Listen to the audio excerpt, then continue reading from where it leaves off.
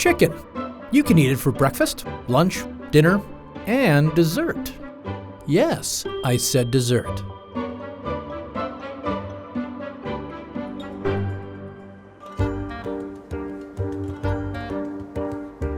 Benim ismim Mahmut Tak. Burası şu andaki bulunmuş olduğumuz mekan Özkonak Muhallebicisi. Mahmoud is the manager, master chef, and second generation owner of this charming pudding shop. One of the puddings they specialize in is tavuk gosu, also known as chicken breast pudding. Bu çok eskiye dayanıyor. Yani Osmanlı dönemine belki bir tavuk göğsü. O dönemden böyle yavaş yavaş diğerler işte tatlıları, işte baklavaları, sütlü mamulleri tavuk göğsü olarak biz de bugün bunu ayakta tutuyoruz. Tavuk göğsü başlı başınca bir zahmetli iştir. Intricate it is. Step 1. Boil chicken just enough to take apart the white meat and then move on to step 2. Mix water buffalo milk with some cow's milk like you do and get that boiling. Once that boils, you can move on to step 3. Add in some broken rice, and once that starch is mixed with that water buffalo milk, you've got yourself an emulsifier. And that, my friends, is how you make tavuk gosu. Kaşığı da aldığın zaman böyle damak tadı yapıyorsun böyle, diyorsun ya bak ne kadar güzel. Tavuğu da hissedemiyorsun içinde ama güzel bir besin kaynağı bu ya. Nutritious? Check. Amazing flavor? Check, check. And the people of Turkey really love it. Yani şimdi şöyle kabul edelim, bir haftada en azından 20, 7, 14, gene 100 taneye falan geçiyor, 100-150 taneyi buluyor. Bunu müşteri bize çok güzel, elinize sağlık dediği zaman biz de mutlu oluyoruz. Neden? Var gücümüzle severek yapıyoruz. Severek ailece yaptığımız zaman bu döneme kadar kaldık. İnşallah bundan sonra da devam ettireceğiz.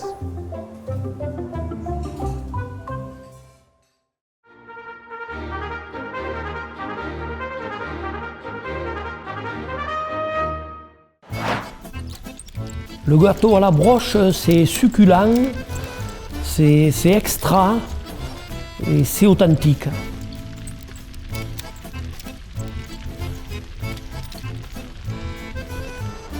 In the middle of the French Pyrenees, there's a cake that's been spinning and spinning and spinning for over 2 centuries.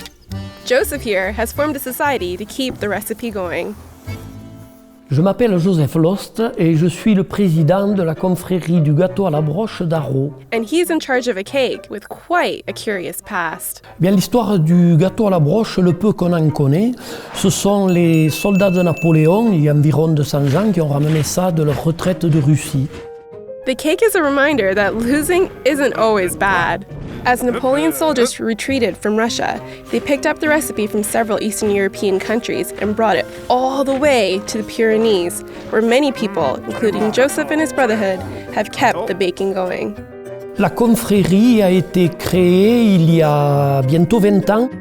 Chacun sait tourner, chacun sait faire la pâte, chacun sait mettre la pâte. So, what's in it? 120 œufs, 3 kg de beurre, 3 kg de sucre, 3 kg de farine, 2 litres de rhum et un grand verre de Ricard. Pour faire ce gâteau, il faut pratiquement 4 et presque 5 heures, parce qu'il faut 1 heure pour chauffer le moule. Pendant ce temps, l'autre personne prépare la pâte. C'est bon. Au bout d'1 heure, nous commençons à passer des couches de pâte, des couches successives, et nous passons de la pâte pendant 4 heures, tant qu'il reste de la pâte dans la marmite. Doesn't that hurt your arm? Ça ne me fatigue pas de tourner le gâteau à la broche. Et toi, Louis? Non, non, pas plus que ça.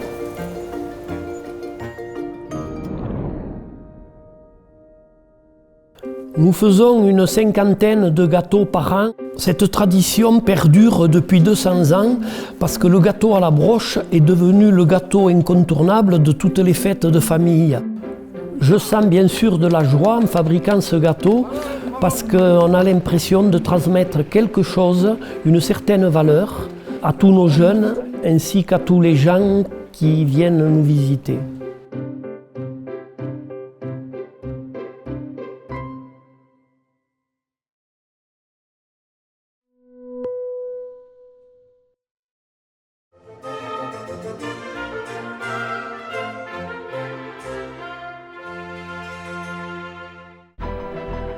Haven't you ever had those times in your life where you just feel all consumed with tasting something again that you haven't had in years and years?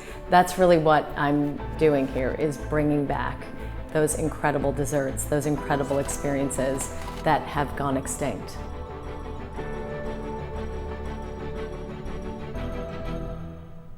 I put myself through this process of resurrecting desserts because I truly feel that a good dessert can change the course of your day. I'm Valerie Gordon, owner of Valerie Confections, and I'm also a dessert anthropologist. The way this project of resurrecting historic desserts began was in 2009. The food editor from the Los Angeles Times Magazine asked me to create a Blum's coffee crunch cake for an article that she was doing. And it was this amazing full circle moment because I grew up with that cake. I know that cake and I miss that cake terribly. Blum's was an incredible bakery and cafe in California. There were 8 locations. The last one closed in the 80s. When the article came out, we literally received 125 phone calls from people going, "Oh my God, I want this cake." The desserts that I resurrected to date are, of course, the coffee crunch cake from Blum's. I've brought back the banana shortcake from Chasen's. The brown derby grapefruit cake is another cake that I've resurrected, and now soon to be the coffee fiesta sundae as well. The anthropology of the dessert resurrection is really one of the most interesting parts of all of this. I start the research process at the Central Library. There is a room, and this is a very well-guarded room, called the Menu Vault. There are menus that date back for 150 years. I find that looking at the actual menus is so much more gratifying than just pulling something up online, because you're really getting to the heart and soul of the place. You're almost transported into that place at that time by holding something that these people held. You really are. And then I email a bunch of people, or I call a bunch of people who were natives to Los Angeles or whatever city the bakery was in, to find out, hey, do you remember this? Do you remember that? We always used to call this the adult sundae because this is the one my mom would eat. Can they describe the texture of a whipped cream? Can they tell me whether there was vanilla in it or not? I'm pretty sure they did one basic recipe for whipped cream and then flavored accordingly. And right. It was little kid whipped cream. One cherry. Yes. This is amazing. Like, you have been indispensable. I'm not particularly interested in retro. It is about reliving those sense memories. It's sort of like when you hear a song that was your favorite song from 1982, you're really thrown back into that moment. It's become this very emotional, very fulfilling part of my job to bring these cakes back for people.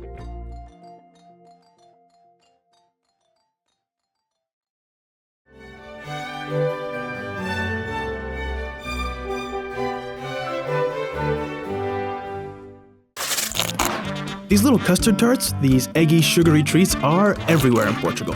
Here, and here. Some say the pastéis de Belém is the original pastéis de nata, or custard tart. In this little factory, through this kitchen, there's a recipe that has been kept top secret for almost 200 years. Oh, not this one, guys. You can't get in here, I'm sorry.